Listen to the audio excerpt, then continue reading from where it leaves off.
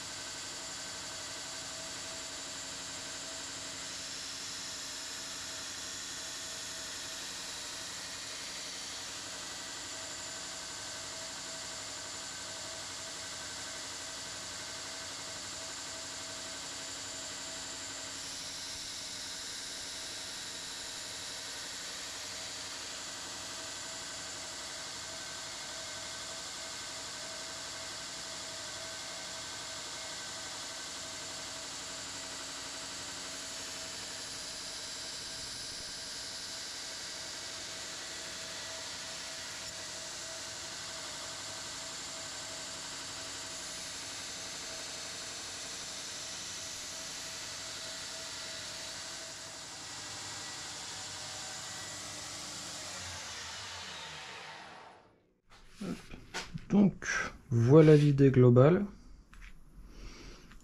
Bon, ici je vois que ça fait des vagues, donc je vais le rattraper pour que ce soit quand même bien uniforme. Ici c'est pareil, on peut voir ici une différence. Ici aussi. Donc je repasserai exactement au même endroit des deux côtés pour que je puisse faire ça proprement, mais on commence à avoir un beau couteau. Après, donc il va y avoir tout l'aspect ponçage, comme d'habitude. Mais je pense que cette fois-ci, au lieu de le faire toujours en long, je vais laisser comme ça, en vertical, parce que ça va lui donner un autre aspect. Donc j'ai pas spécialement travaillé de manière générale. Mais voilà. Après, bien évidemment, ma marque de fabrique, donc je vais y laisser la calamine, les coups de marteau. Donc ici, je poncerai juste au grain 240 des deux côtés. Bien sûr, ici, ce sera tout beau, tout poncé, nickel. Et on aura un bon petit couteau sympathique. Bonjour à tous. Donc, deuxième jour. Donc, hier, j'ai passé 4 heures sur l'ensemble de la création du couteau. Donc, ébavurer le manche, l'ensemble, puis forger la pointe et les moutures, puis passage au backstand pour l'état final de la lame. Donc là, sur ce deuxième jour, bon, ça va être un peu plus écourté, mais je vais passer tout mon temps en fait à poncer la lame pour y enlever un maximum de traces de bande. Même si avec la nouvelle bande en grain 60, c'est beaucoup moins grossier, c'est plus propre même au toucher. Donc ça, je vais perdre beaucoup moins de temps pour le ponçage par rapport à une vieille bande. Une fois que j'aurai fait le ponçage, je m'occuperai du traitement thermique, ou sinon juste avant, j'irai faire le petit crochet pour justement que je ferai à la lime pour voir si je fais un coupe-corde ou pas. Mais rien que déjà comme ça lui donne un aspect assez sympa dans l'ensemble avec ce faux tranchant. Donc je vais voir. Ça, je vais encore réfléchir pendant que je vais penser. Mais bon, ça va être sympa. Un beau petit projet. Donc là, je pars sur le grain 60 pour enlever un maximum de traces de bande. Après, j'irai donc jusqu'au grain 240, 400 à peu près. Et après, je m'occuperai du traitement thermique. Et demain, ce sera phase finale avec le manche et l'affûtage.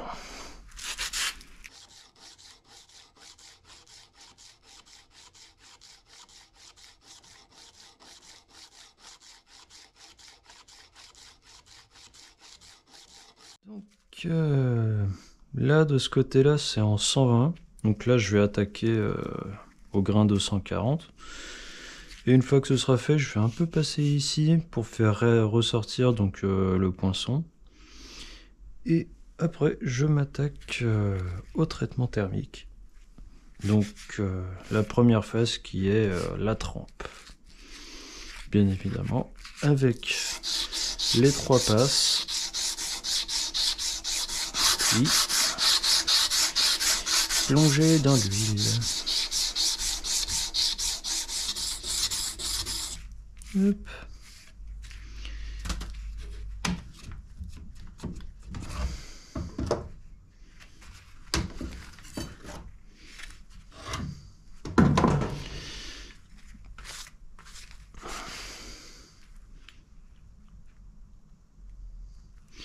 Ouais. Alors, hop, le petit hoquet, les lames pour la scie à ruban. Et c'est parti.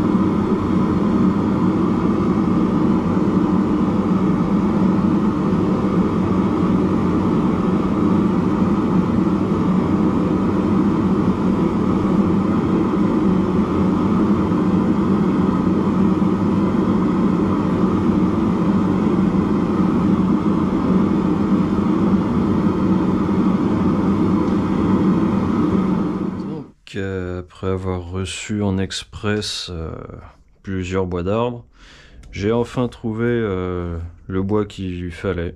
Donc c'est de la loupe de frêne. Il y a donc les 3 rivets en laiton. Le quatrième au final, je l'ai pas mis pour faire justement le passage pour la dragonne. Et au centre, le rivet mosaïque. Donc là, je vais principalement bien le poncer pour qu'il soit identique ici. Ensuite, lui donner la forme finale, un peu partout. Lui donner l'ergonomie. Et après, je vais justement le poncer à la main, le traiter à l'huile. Et dernière chose à faire, l'affûtage.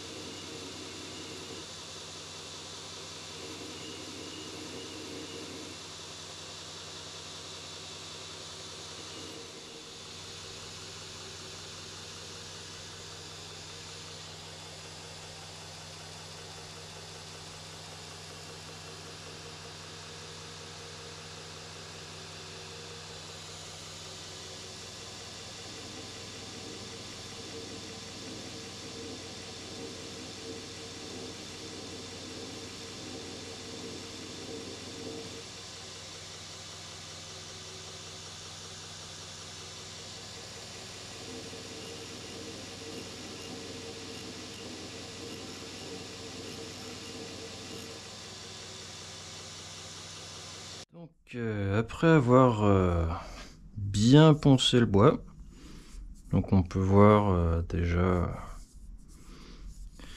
que ça brille bien, même pas forcément briller, mais au moins c'est tout doux. Voilà, c'est bien ergonomique, c'est ultra agréable. Donc maintenant je vais passer à la création du tranchant. Donc là j'ai pris la bande la plus grosse. Donc à l'inverse des bandes classiques, donc on va être sur grain 36, 60, 80, ou plus on monte, plus c'est fin. Là ça va être l'inverse, donc là c'est une A100. Ce sera en équivalence à du grain de mémoire 80 ou 120, quelque chose comme ça. Et ensuite je continuerai ainsi de suite jusqu'à la bande A16 qui correspond à du 2000-2500. C'est parti.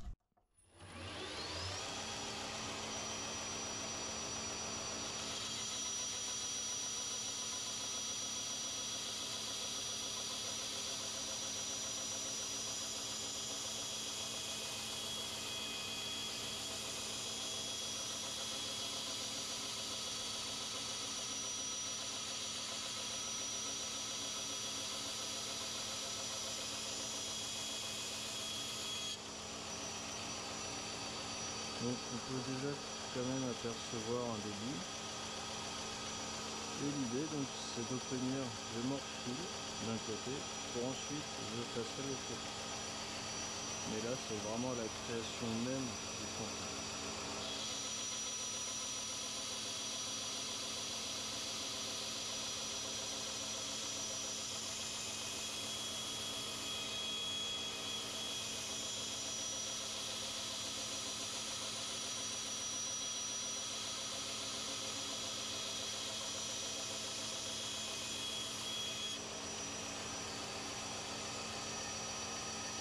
Donc ici je commence déjà à le sentir.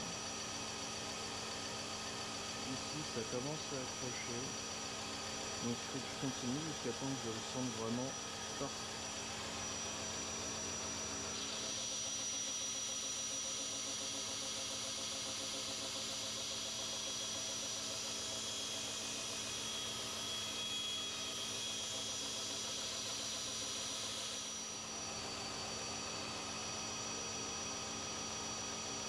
C'est bon.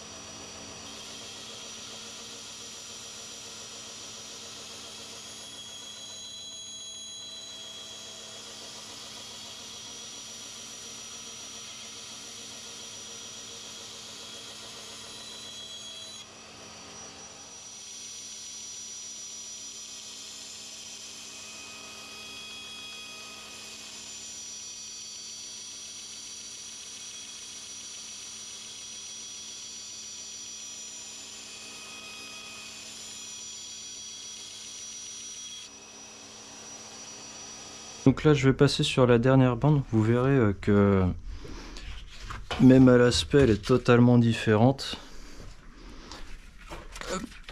On va être vraiment sur de la finition en fait.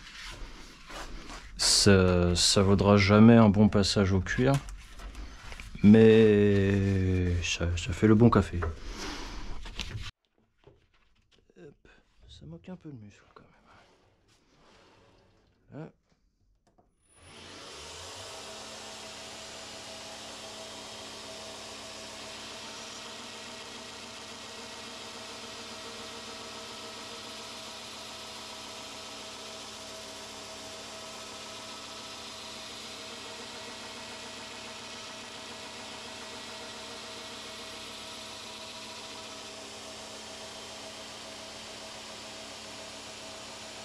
Donc là on peut voir quand même qu'on a un tranchant bien miroir.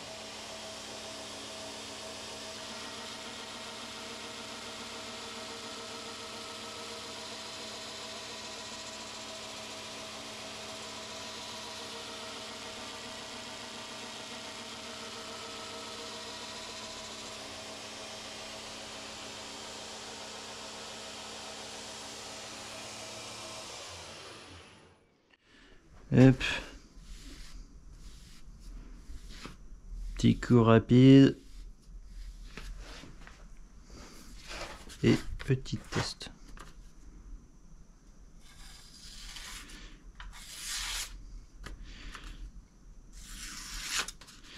Et voilà.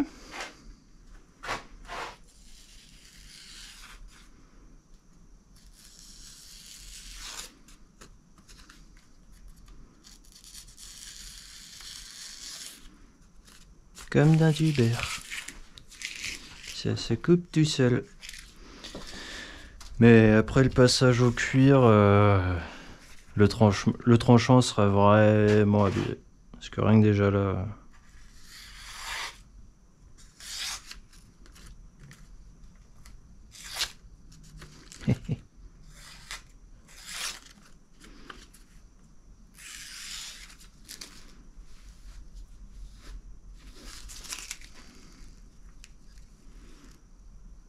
Après, dans le doute,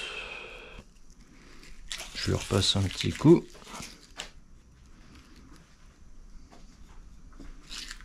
Mais en tout cas, il va être Eraserware. Hop, on met ça à fond.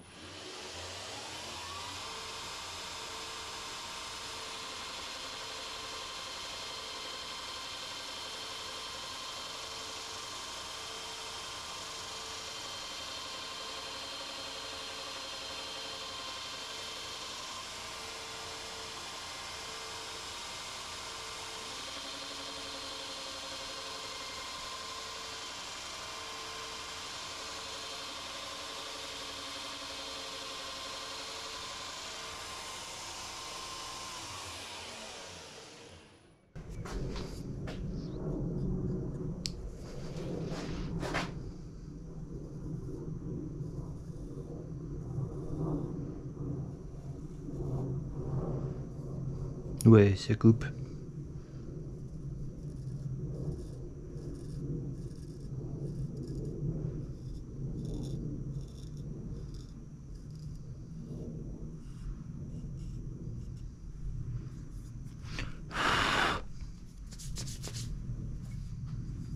Hop. Eh bien, je suis fier de vous présenter donc cette nouvelle création 90 MCV8. Loupe de frêne et pas en ébène. Avec le petit rivet mosaïque au centre. Des rivets en laiton de 4 mm et voilà, tout fraîchement affûté. Je suis vraiment très content du résultat.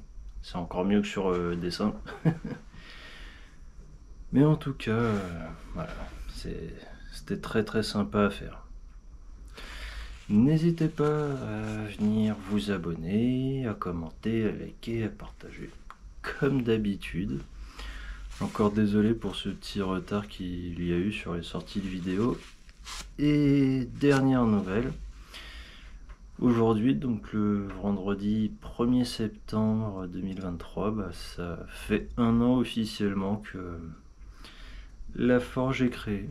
Donc l'entreprise existe depuis un an. Et ça fait aussi un an que je forge. Donc voilà, je suis très content là-dessus. C'est beaucoup de galères, c'est beaucoup d'apprentissage. Faut être tenace, mais on le sait, c'est super dur comme métier, mais c'est vraiment génial quand on peut voir tous les résultats possibles et inimaginables. En général sur internet ou même sur les salons, on ne voit que les réussites. On ne sait pas ce qu'il y a derrière, tous les échecs qu'il y a pu avoir du début jusqu'à maintenant, etc. Et moi je sais que là-dessus, moi je suis intransigeant et très dur envers moi-même parce que j'ai envie que ce soit bien, j'ai envie que ça fonctionne, j'ai envie que ça tienne, que ça ne lâche pas, j'ai pas envie que ça casse. C'est aussi tout le concept de ma forge, c'est que je suis pas là pour faire de la coutellerie d'art, mais des couteaux utiles. Que quand les gens ils vont me dire j'ai besoin d'un réaffûtage ou j'ai besoin d'enlever les traces d'oxydation ou ou tout simplement refaire un manche ou quoi que ce soit, c'est que je saurais que la personne s'en sert. Et ça, pour moi, c'est... Quand on me dit que les gens me disent que mon couteau est bien parce qu'ils s'en servent, je suis content.